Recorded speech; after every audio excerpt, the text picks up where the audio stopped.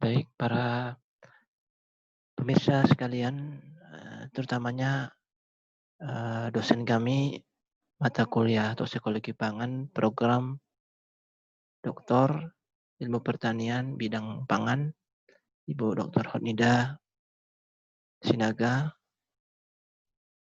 beserta semua teman-teman. Baik, dalam kesempatan ini saya akan menyampaikan tugas mata kuliah Toksikologi Pangan yang berjudul Daging bukan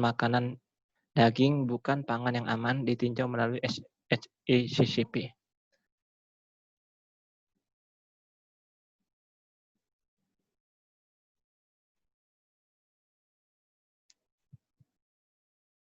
Baik, secara singkat, ya ini tentang daftar isi yang akan kita sampaikan ya nanti di dalam materi ini. Kemudian ya idealnya ya manusia tidak mengkonsumsi daging babi ya, karena itu dilarang dalam ajaran agama ya. Tentunya agama yang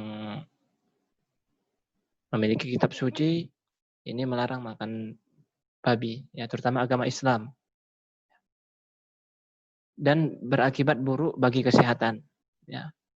Namun pada kenyataannya ya sangat banyak orang yang mengkonsumsi daging babi tanpa menghiraukan diri, keluarga, dan masyarakat sekitarnya.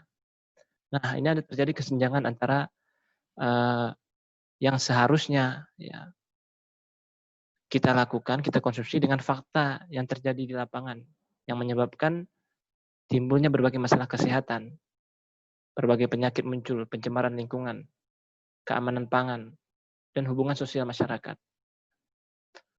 Nah, penyelesaian masalah keamanan pangan memiliki urgensi yang utama karena terkait kemaslahatan hidup orang banyak. Alternatif solusi bisa dilakukan dari berbagai aspek ya, untuk tidak menjadikan daging babi sebagai bahan pangan ya, diantaranya dari aspek keamanan pangan sendiri. Karena itu dalam tulisan yang belum sempurna ini akan ditinjau melalui HACCP, Hazard Analysis Critical Control Point, bahwa daging babi bukan pangan yang aman. Nah, ini ada ketentuan-ketentuan dari umum dari pemerintah ya, ketentuan Undang-Undang Nomor 23 Tahun 92, bahwa upaya kesehatan adalah setiap kegiatan untuk memelihara dan meningkatkan kesehatan yang dilakukan oleh pemerintah dan atau masyarakat. Dan kita di sini ya sebagai salah satu elemen masyarakat yang berusaha untuk melakukan upaya kesehatan itu. Itu salah satu membuat berbagai tulisan ini ya, tulisan yang tidak sempurna, sedikit tulisan yang sedikit dan banyak kekurangan, yang tujuannya bukan untuk menggurui atau mengajari ya, yang tujuannya hanya menjadikan jalan bagi siapa-siapa yang mau mengikuti dan melaksanakan. Kemudian dalam Kemenkes nomor 715/SK 5/2003, di situ juga disebut tentang persyaratan higienis sanitasi jasa boga, bisa dilihat. Nah, salah satu yang mau kita bahas tentang daging babi ini sangat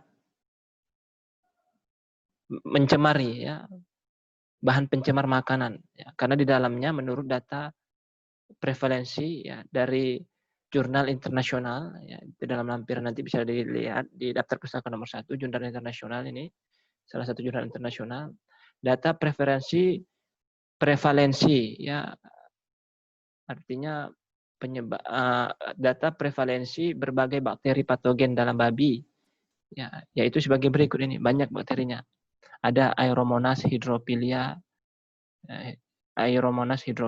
Campylobacter coli jejuni, Listeria monocytogenes, Salmonella, Staphylococcus aureus, Yersinia, Enterocolitica, yang semuanya bakteri ini berbahaya ya, berbahaya bagi manusia, bisa menginfeksi manusia, berbahaya.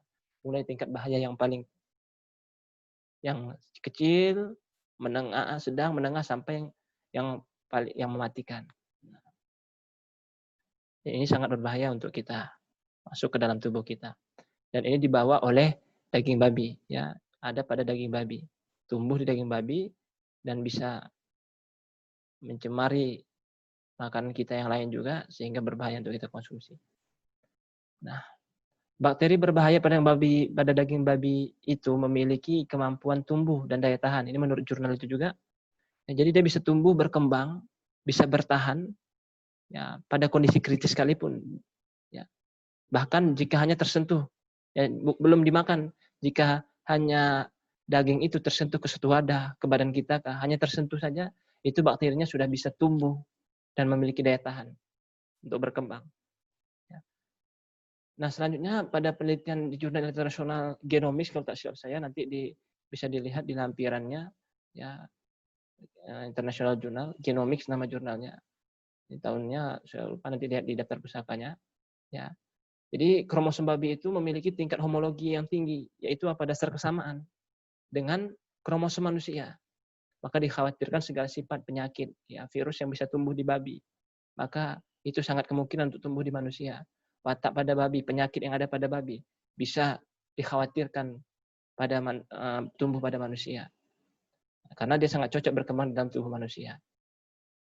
Karena memiliki tingkat homologi yang tinggi pada kromosom.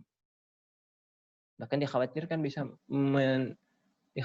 bisa sampai mempengaruhi kromosom DNA manusia.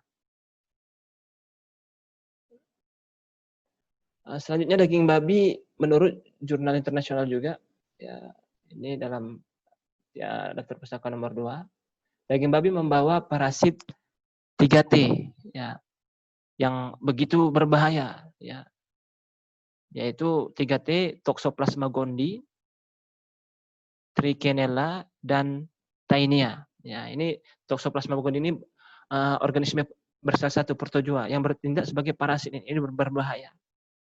Trichinella juga cacing parasit. Oh, ini sangat berbahaya, bisa menyerap nutrisi. Dia mengambil nutrisi yang ada pada tubuh manusia. Kemudian Taenia, cacing pita. Wah, ini lebih populer lagi bahayanya bagi manusia. Ya. Ini yang dibawa oleh daging babi tersebut. Ya.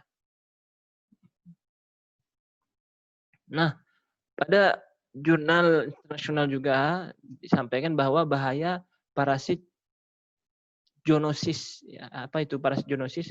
Yaitu zoonosis itu penyakit yang disebabkan patogen. Ada virus, bakteri, fungi, parasit protozoa, dan cacing.